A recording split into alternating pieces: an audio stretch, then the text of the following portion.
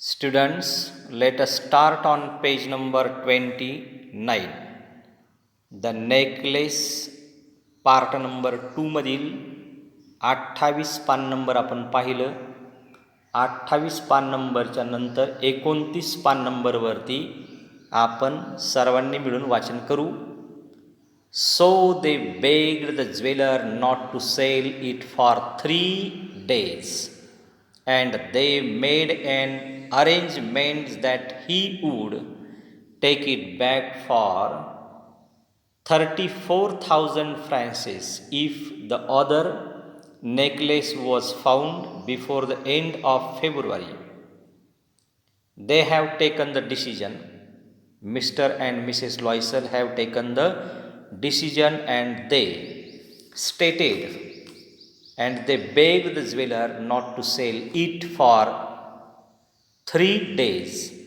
आणि हा कंठहार पाहिल्यानंतर त्यांना समजलं की जो कंठहार आपल्याकडून हरवला अगदी हुबेहूब तसाच तो हार त्या दुकानामध्ये त्यांना पाहायला मिळाला.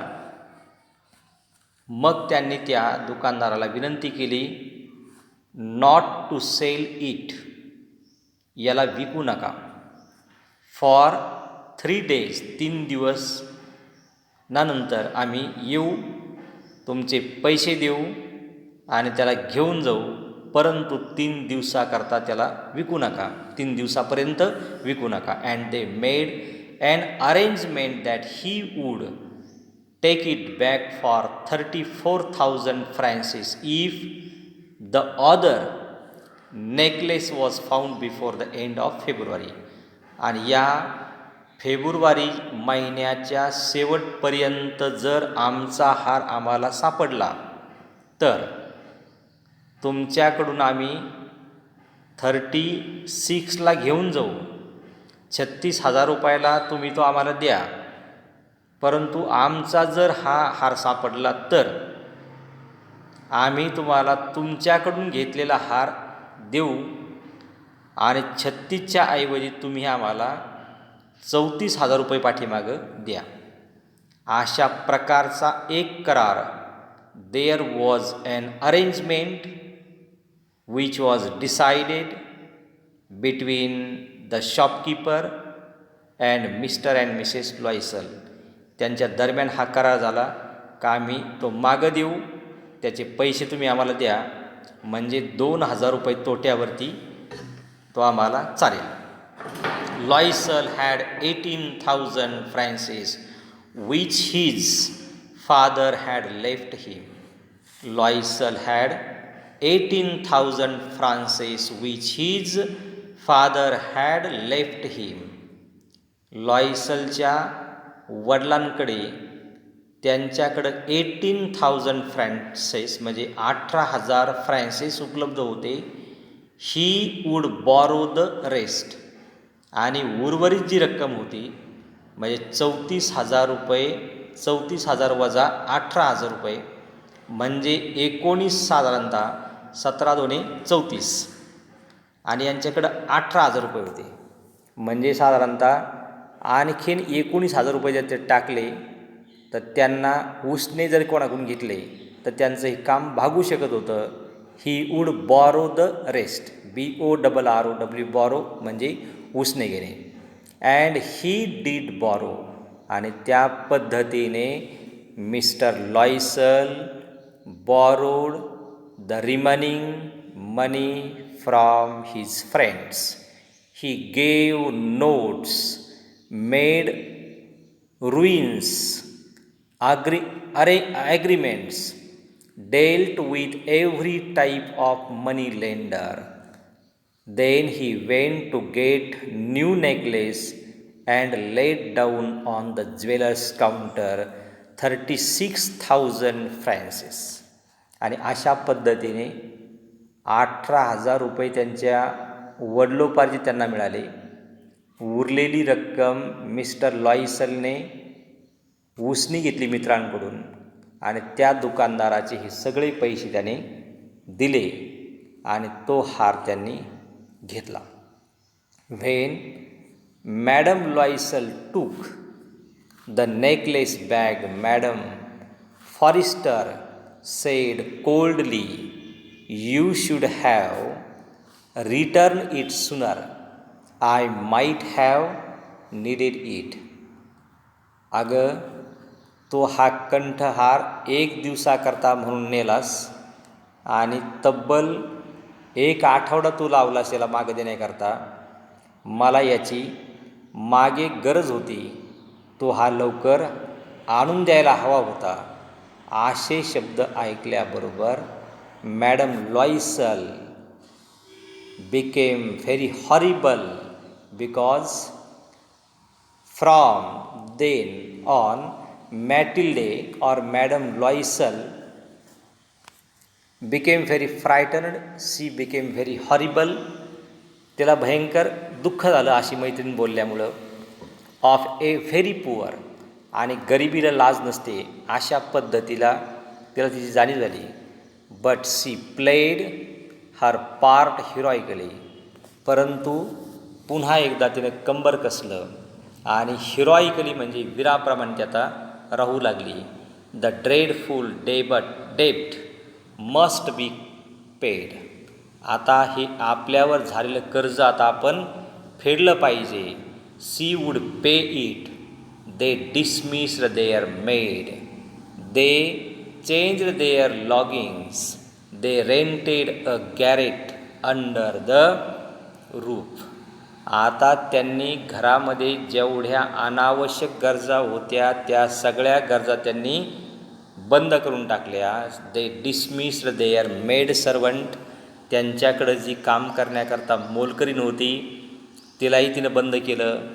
त्याचबरोबर they changed their lodging. They rented a garret under the roof. त्यांनी काय केलं, आपलं राहतं निम्म घर भाड्याने देऊन टाकलं आणि ते स्वतः मालक असूनही एका छोट्याशा माळाच्या खोलीमध्ये, ॲटिक ATTIC, ॲटिक म्हणजे माळावरची खोली, त्याला सिमिलर वर्ड आहे GARRET, garret, under the roof, आणि जे छताखाली राहू लागले. She came to know the drudgery of household work. आता तिला कळू लागलं का घरकाम हे किती त्रासदायक असतं. आत्तापर्यंत आयशारामामध्ये जीवन गेलेलं असल्यामुळं तिला कामधंद्याची फारशी माहिती होती, परंतु हे संकट आल्यामुळं she came to know the drudgery of household work. The odious labours of the kitchen. She wash the dishes, the dirty linen. आत्तापर्यंत ती स्वयंपाक घरामध्ये सुद्धा काम करत नव्हती. She was very hateful in the kitchen. She was very hateful in the work of her kitchen. तिच्या किचनमध्ये सुद्धा ती काम करत नव्हती. त्याचबरोबर आज मात्र तिला सी वॉश द डिशेस, तिला डिशेस घासवणं क्रमप्राप्त झालं. Dirty linen. She carried the garbage down to the street every morning. आजपासून तिला रात्री निर्माण झालेला कचरा झाडून घेऊन तो सकाळी रस्त्यावरती आणून टाकावा लागायचा. She carried up the water. Stopping at each landing to catch her breath and dressed like a commoner. आणि जेव्हापासून ती कामधंदा करू लागली तेव्हापासून तिचं राहणीमानसुद्धा बदललं. And she looks like the common woman. आणि एक सर्वसामान्य माणसाप्रमाणे ती जीवन जगू लागली. She had to bargain at the market. Bargain means करार करणे किंवा घासाघीस करणे. ॲट द मार्केट, एखादी भाजी विकत घेण्याकरता गेल्यानंतर भाजीमध्ये सौदेबाजी करणं, एखादी छोटी मोठी वस्तू घेताना अगदी काटकसर करणं. याच्यापूर्वी तिचा स्वभाव असा होता का एखादी वस्तू घेण्याकरता जर गेली तर तो जी किंमत सांगेल त्या किंमतीला लगेच ती घेऊन टाकणे, कुठेही घासाघीस करणे हा प्रकार नव्हता. परंतु आता तिला त्या पैशाची किंमत कळू लागली, कामाची किंमत कळू लागली. And there were sometimes quarrel म्हणजे भांडण, and face insult over every miserable soul. अत्यंत कमी मूल्य असलेल्या रकमेकरता 1-2 रुपयाकरता सुद्धा तिला कधीकधी इन्सल्ट म्हणजे अपमान सहन करावा लागत असे. Each month they had to pay some loans, renew others and get more time. कधीकधी घेतलेलं लोन ती फेडायची, तर कधीकधी तिला रिन्यू म्हणजे नव्याने कर्ज घ्यावं लागायचं. Her husband worked extra every evening doing accounts for the tradesman and often late into the night he sat copying a manuscript at 5 sous a page. आणि अशा पद्धतीनं हर हजबंड वर्क एक्स्ट्रा, तिच्या पतीने सुद्धा एका ट्रेड्समनकडं व्यापाऱ्याकडं हिशोब करण्याचं जादा काम केलं. म्हणजे त्याची ड्युटी करून तो रोज संध्याकाळी या व्यापाऱ्याकडे हिशोब करण्याकरता एक्स्ट्रा काम करू लागला, जादा काम करू लागला. आपल्या भाषेमध्ये ओव्हर ड्युटी करू लागला. Often late in the night he sat copying a manuscript at 5 sols a page, and this life lasted 10 years. आणि अशा प्रकारचा त्रास त्या दाम्पत्याला जवळजवळ they have to bear lasted 10 years, जवळजवळ 10 वर्षे त्यांना सहन करावं लागलं. At the end of 10 years they had paid off everything. 10 वर्षानंतर त्यांनी सगळं हे फेडून टाकलं. Even the interest. Madame Loisel looked old now.